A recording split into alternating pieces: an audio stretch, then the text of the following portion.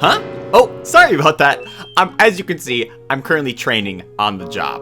But hey everybody, I'm Jammer, and welcome back to Fish Facts with Professor Jammer. That's right, the most highly anticipated sequel is back. Have you ever wondered why the oarfish swims vertically in the museum? Or why the giant isopod just kinda sits there and doesn't do much? So that's what we're gonna talk about today. I first have to say, I was absolutely blown away by the overwhelming positive support of the first episode of Fish Facts. Like, I just did it as a stupid little idea for a video. We talked about it as a meme on stream and whatnot, and I did not expect, I would have never even guessed for it to do as well as it did and see so many of you just live for it. So of course, we had to come back with the ever anticipated sequel, Fish Facts 2. But before we get started, of course, if you are new here, perhaps consider subscribing. It's free, you can always change your mind later, and you of course can expect tons more on Animal Crossing, and of course more fish facts, and maybe more bug facts. Maybe we'll even evolve to fossil facts. What else is there in this game? Art facts, I guess? I definitely plan to continue this and make it a full-blown little fact series, but I of course had to follow up immediately with a Fish Facts 2. We are getting so close to 100,000 subscribers, and I could not thank you guys so much for the amazing amount of support over these past couple of months. So let's keep this momentum up, let's keep going, let's reach this amazing milestone. I seriously cannot thank you guys enough. Anyways, with all that out of the way, without further ado, let's jump in to Fish Facts 2.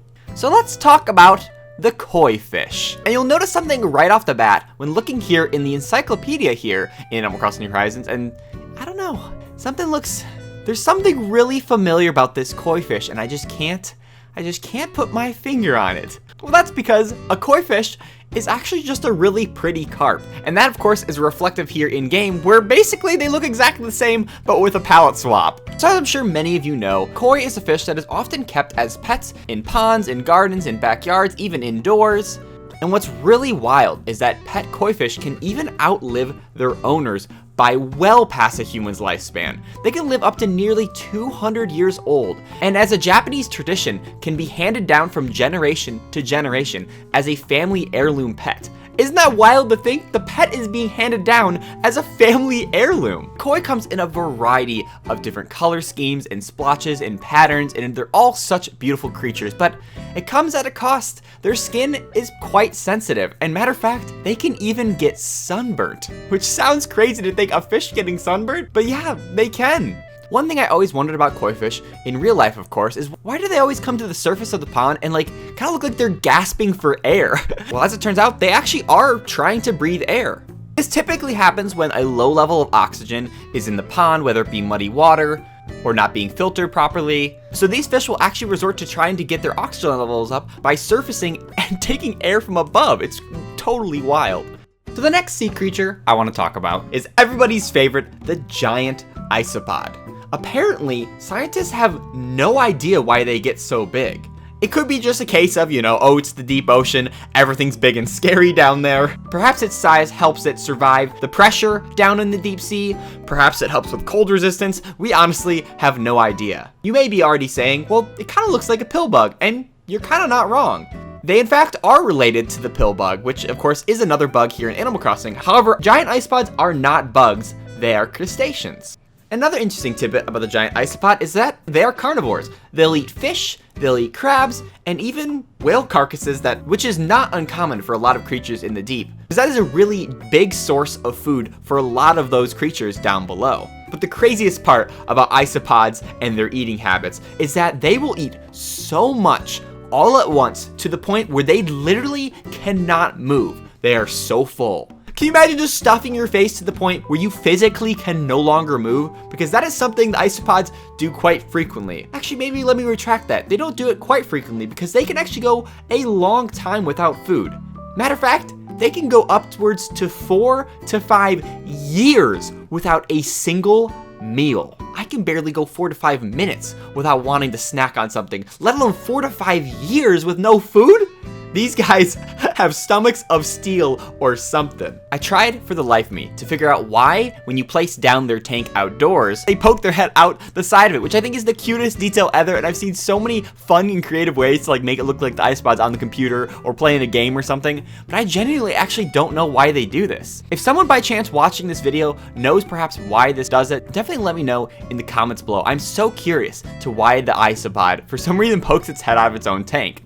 Okay, let's talk about the Oarfish. This fish especially has been popularized here in the game because for the first couple of months of the game being out, it was one of the rarer fish to catch.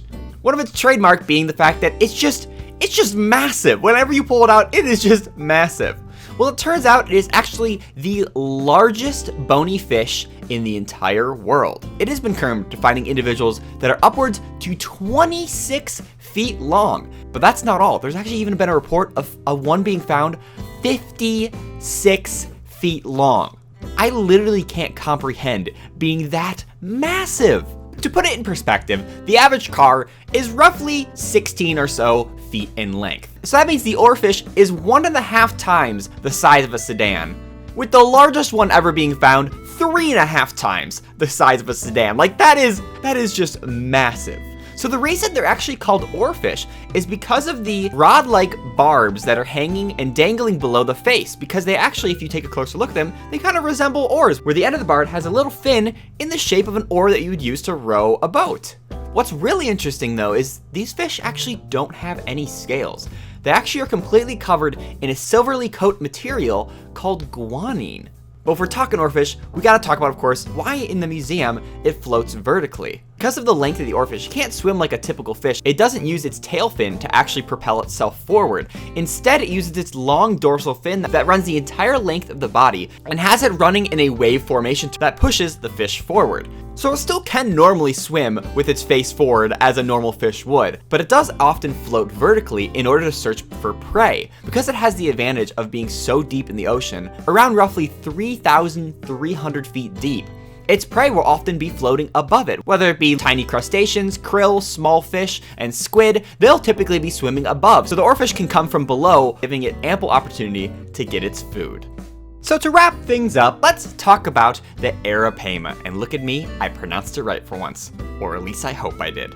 These fish can be upwards to 8 feet long, the longest on record being 15 feet, which is crazy for a freshwater fish. They typically weigh up to 200 pounds, but the largest on record has been seen to 440 pounds. That means even on average, it's way larger than the typical human, outclassing us in both height and weight. You'll notice, of course, that the tank that the arapaima is put inside is with the piranha in-game. And one interesting thing about the arapaima is the fact that its skin is so tough that it nearly makes it piranha-proof, which is kind of cool. But here is the craziest thing about this fish, and that's the fact that they actually breathe air. That's right. They use their swim bladder like a makeshift lung, and they come to the surface every 10 to 20 minutes to basically breathe in air. They're one of the few fish that actually can survive out of water for up to 24 hours.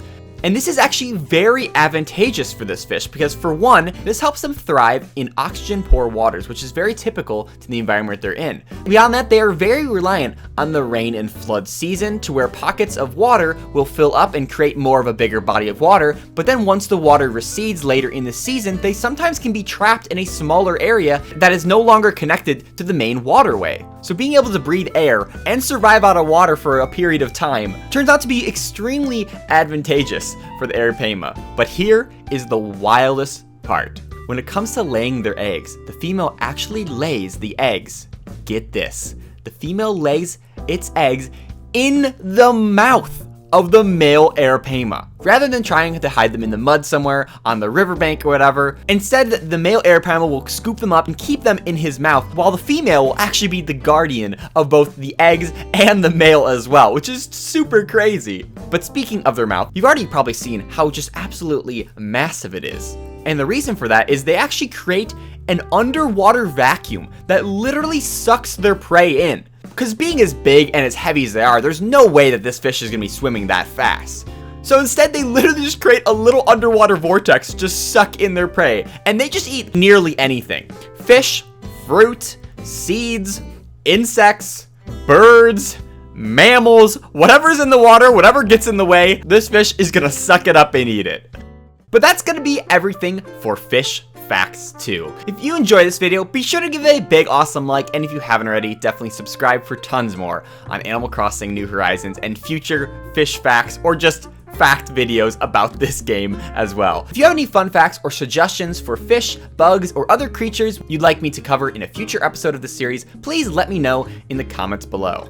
As a reminder, we do stream this game every weekend at 10 a.m. Eastern right here on YouTube Live. That's Saturdays and Sundays. We have so much fun having you guys over my island, playing mini games, working on big projects and stuff. Definitely come on by. Be sure to follow me over on Twitter to keep up with everything we do in regards to the channel, as well as join our community Discord. The link to both of those are in the description below. The Discord is a great place to find friends to play Animal Crossing with, trade turnips, items, villagers, as well as just play other games in general. It's a great community of so many great people over there that are happy to be your friends, so I highly encourage you to check it out. So I think that's going to be everything for now for this episode. Thank you guys again so much for watching, and I'll catch you in the next one. See ya!